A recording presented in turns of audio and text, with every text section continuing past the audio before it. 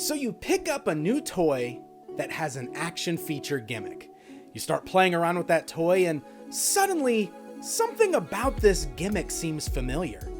Or maybe the entire toy looks like something that you might already own. Perhaps even part of a different toy line. Has this ever happened to you? The reality is that toy companies often use that same action feature gimmick or even an entire mold for a toy for completely different toy lines. This happened quite a lot, specifically in the 1980s and in the 1990s, and perhaps you didn't even know about it. So let's explore one of those cases today. We're going to find out what Batman has in common with the Silverhawks today on Toysplosion.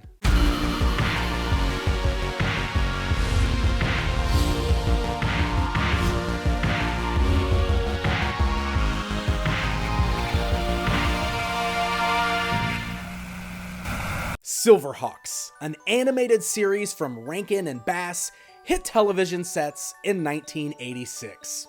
It told the story of futuristic crime fighters who were said to be partly metal and partly real, taking on an intergalactic mob boss, Monstar. The series was essentially a follow-up to Rankin and Bass's extremely popular Thundercats series, and of course, like any great cartoon of the 1980s, it had to have a toy line to go right along with it. Now, rumor has it that LJN, the same company that produced the Thundercats toy line, were also originally going to produce the Silverhawks line, but for some reason, ultimately passed on the idea. So in steps Kenner. Silverhawks, partly metal, partly real, mighty warriors with the powers to protect space from all evil. Muscles busting out, Shredder too. Stargazer seen us. Figures with weapon birds sold separately. Slybird, surgery report. Quicksilver, activate power wing. Tallywhack, engage scissor wing. Now take him down. Mumbo Jumbo Air Shot. It's hero stomping time. No way. Buzzsaw with Shredder, Quicksilver with Tallywhack. Other figures with weapon birds sold separately. Silverhawks, new from Kenner. Kenner's line of Silverhawks toys were released in 1987. This is interesting to note, as all 65 episodes of the Silverhawks cartoon aired in 1986, with the final episode airing that December. This means by the time the toys were released in early 87, the series was no longer producing new episodes, though reruns were certainly still airing. The action figures stood 5 inches tall, with the defining feature of the line being the vac metallized bodies for all of the hero figures. This made the action figures very shiny in an effort to capture that partly metal look that the characters portrayed on the TV series, and no doubt is what drew children to want to buy them. I know it worked for me. I am a sucker for shiny toys after all. But aside from that gorgeous mirror-like shine that each figure had, each also had their own distinct action feature gimmick. One of the more memorable action features belonged to a few members of the team, including the leader of the Silverhawks, Quicksilver. By squeezing together the legs of the action figure, the arms spring out to the figure's side as if he's opening up his fabric wings, preparing for flight. This feature makes a lot of sense for the toy, as it does a great job of mimicking the movement you would actually see from the character on screen. Each figure in the line also included their very own bird companion. Similar to how every figure has their own action feature, each companion bird also has its very own gimmick. I think most fans are familiar with Tallywhack, the companion of Quicksilver. But one of my personal favorites is Backlash, the companion of Flashback. The head and the tail pop out of sockets, allowing you to wrap around the wrists of a villain, becoming a bird-shaped pair of handcuffs. The line also had a few vehicles, like the Sprinthawk here. This ship has a similar wingspan action feature to the figures. Pressing a button on the underside of the ship allows the wings to pop open. The cockpit opens up so Quicksilver can sit inside, And the control panel on the sides of the chair are even designed to hold down the arms in place, keeping them from accidentally springing open. There should also be a missile on the front of the ship that is shaped like a bird's beak, but unfortunately I'm missing that accessory on mine. As you can probably imagine, it's a spring-loaded missile that would launch at the push of a button. There's even a perch on the top for a Tallyhawk to clip onto. Silverhawks didn't really make it past 1986 as a toy line, but the vac metal bodies and wingspan action feature still makes it a line that kids of the 80s do remember. It just may sometimes take a little nudge to remind them of it. The signal goes out. Batman returns. Catwoman's been spotted. The sound of power is heard. It's Fireful Batman. See ya, Batman. Batman's turbo-powered Batmobile flies into high gear. I'm out of here. In a flash, it's a high-powered Bat missile. Perfect getaway. It's Rocket Blast Batman. Rockets screaming, lasers firing. Happy landings, Catwoman. Batman returns. In 1992, Kenner launched the Batman Returns toy line to coincide with the new hit film. As is well known by toy fans, Kenner was king when it came to putting out multiple versions of Batman with a wide variety of colors and gimmicks. But the one I want to talk about specifically is Shadow Wing Batman. Can you tell why? This Batman has a familiar straight arm design, with his cloth cape fastened to each wrist via small plastic clips. Squeezing together the figure's legs will trigger a spring mechanism, popping Batman's arms out to his side as if he is spreading open his cape. That's right, Kenner reused the familiar action feature from their Silverhawks toy line from 6 years earlier. Standing the figures side by side, you'll notice that Batman is actually scaled a bit smaller than Quicksilver. So the figure itself is not a reuse of parts. It's only the action feature that is shared. But why not? It's a terrific action feature for a character like Batman.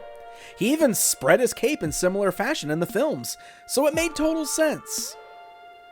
But what if I were to tell you that this wasn't the only thing that connected Batman to the Silverhawks? You see, Shadow Wing Batman came with an accessory, this little bat-shaped buddy that the packaging refers to as Batman's capture cuffs. Yep, in similar fashion to how each of the Silverhawks figures came with their own companion bird that could be perched on their arms, Batman has his own bat-shaped companion that can also clip onto his wrist. And did you catch that name? Capture Cuffs. The Bat Companion has the exact same gimmick as Flashback's bird Backlash that we discussed earlier. Pulling the head and the tail of the bat allows you to cuff up any of the bad guys that Batman is taking on. I guess like Molecular here. This wasn't even the only figure in the line to use the wingspan gimmick. In 1993, Kenner released the deluxe Rocket Blast Batman. The figure has a different paint deco, but it's the exact same arm-popping action feature. The biggest difference is the inclusion of this new rocket pack. The rocket pack plugs onto the figure's back and has a small piece that clips around the figure's leg. This way, when the legs are squeezed to make Batman spread open that cape, the rocket pack plays electronic blast-off sound effects.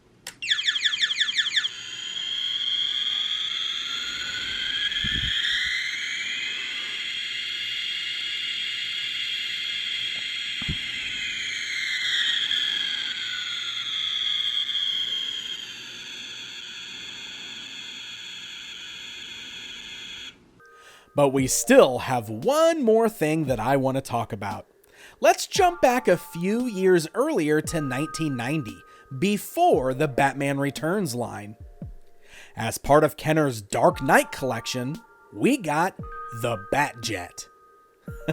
That's right, the Batjet is Quicksilver's Sprint Hawk with a new paint job. There are a few other differences though. For example, the front part of the wings are new pieces, as they have sculpted details where the new bat signal stickers are to be placed. And the missile on the front is shaped like bat ears this time around instead of a bird beak. And some of the stickers inside have changed, but interestingly, the stickers for the jet boosters on the back are the exact same design as that from Silverhawks. The Batjet has the same button on the bottom that pops the wings out for flight. The slots that are meant to hold down the arms of the Silverhawks can still be found alongside the seat in the cockpit. And the perch is even still on top of the Batjet. Ready for Tallyhawk, I guess. Honestly, this works great as a Batman vehicle. Molded in black plastic, give it some Batman stickers, yeah, it makes total sense.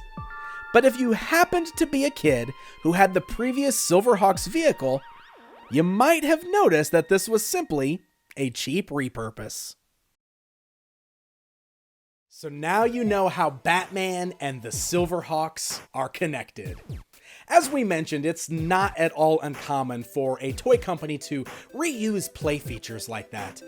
In fact, this wasn't even the first time that Kenner reused this particular play feature. If we jump back to 1984, even before the Silverhawks, there was a little toy line from Kenner you might have heard of called DC Superpowers. And in this line was a character that was created by Kenner named Golden Pharaoh. If you squeeze his legs together, you guessed it, his arms pop out to his sides, revealing his wings. Amazing. I absolutely love stuff like this. Man, toys are so fun. Who knew, right? Hey, thank you guys so much for watching this new episode of Toysplosion. This is a topic I've wanted to cover for a very long time. It's just one that I put off for years and years and years. I got that Batjet years ago and noticed instantly that it was the exact same mold as the Sprint Hawk. And then the more looking into everything I did, the more I just realized all of those reused action features and play features, and I just thought it would be really fun to kind of show that off in a video for anybody who may not have noticed it before. I love stuff like this. I want to give a very special thanks to all of our supporters over on Patreon for helping to make this show possible. You will see their names scrolling across the screen right now. Could not do this without their support. Thank you guys so very much. I do also need to give a shout out to the channel sponsor Megalopolis City of Collectibles. Thank you as always for the extra support. And guys, every single person out there that is watching this video, thank you so much. It means a lot to me, and I hope to see you back here again for another episode. I'd love to do more of this stuff that was reused for different toy lines as a topic. I think it's really fun. Until next time, my friends.